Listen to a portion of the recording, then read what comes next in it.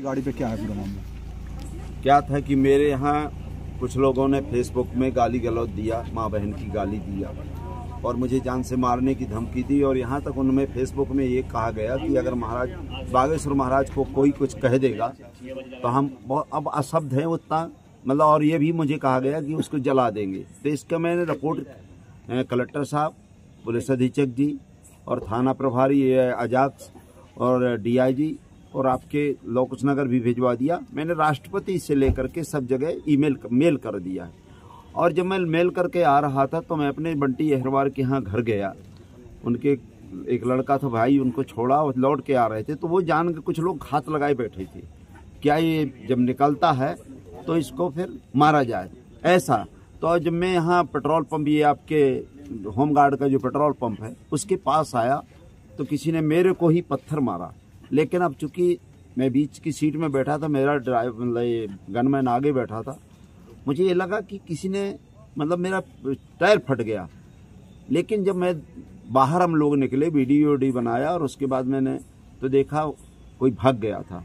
और मुझे 100% शंका है कि चूंकि मेरे को बार बार कहा गया कि बागेश्वर धाम के शिष्य है, उन्होंने भी मुझे मरवाया होगा। और जो लोगों ने ज्ञापन दिया है उनकी एक सोच है और मेरे ऊपर वो जान बायक हमला कर सकते हैं और मुझे मौत भी मेरी कर सकते हैं। मतलब आपको जान का खतरा है? बिल्कुल 100%। मैंने उस दिन 3 तारीख को कोई गलत नहीं कहा।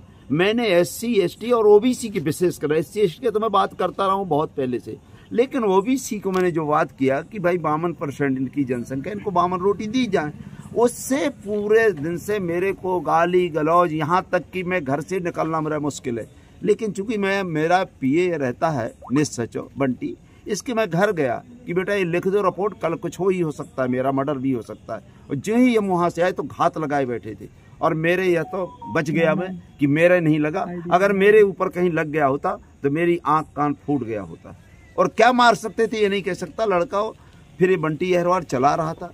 इसलिए मैं निवेदन करना चाहता हूँ कि परम पूज्य बागेश्वर धाम के अनुयायियों और बागेश्वर धाम से भी निवेदन करना चाहता हूँ, क्योंकि मैं भी शक्तिपुत्र जो आपके व्यवहारी वाले महाराज हैं, जब मैं वहाँ सर्विस करता था उनका मैं भी शिष्य हूँ। मैं ब्राह्मण से आज तक मुझे पूरे ब्राह्मण ठाकुर एक भी मेरा विरोधी नहीं, छतरपुर जिले में नहीं विरोधी, पूरे मध्य प्रदेश में कोई जरूर नहीं। लेकिन इतना इन लोगों ने जहर बोया है बागेश्वर धाम में कि इन लोग कभी मेरी हत्या कर सकते हैं और पूरी जिम्मेदारी इनकी रहेगी। किसकी? ये जो इनके अनुयायी हैं और जो लोग ये ज्ञापन देते हैं, गाली गलौज देते हैं, मेरे घर में माँ बहनों की गाली देते हैं। मेरे यहाँ कल आपके लोकुश नगर में मेरे घर से ही इनका जुलूस चला है गाली गलौज देती हुई। क्या है ये? मतलब अगर हम अपनी बात रख रहे हैं तो आज ये हमारी बात रखना नहीं, मतलब बात भी नहीं रख सकते अपनी। मतलब अगर मैं बैकवर्ड की बात कर रहा हूँ तो मैं, आप ये तो सबको ही कर रहा है ना। हम अपना अधिकार मांग रहे हैं और मैं ये कह रहा हूँ मेरी मृत्यु भी हो जाए, मैं मरते दम तक SC ST पिछड़े के लिए, और जब तक 52% को नहीं मिलता है हमारी मौत भी हो जाए, मैं 24 घंटा कहूँगा। आपने किस तरह की शिकायत की आज थाने में? मैंने थाने में ये कहा है कि भैया मुझे तो आगे मतलब बागेश्वर धाम के लोगों ने मुझे मारने की कोशिश की है, उन्हीं के शिष्य हो सकते हैं। FIR कर दिया? FIR हो गई है, FIR की कॉपी मेरे पास है। और मैंने कहा अगर नहीं करते हो तो मैं यही अनिश्चितकालीन, मतलब चूंकि ये यहाँ के लोग देखिए इनकी गलती नहीं और ये लोग सही टाइम में पहुंच गए थे, मतलब हमारे TI की गलती नहीं।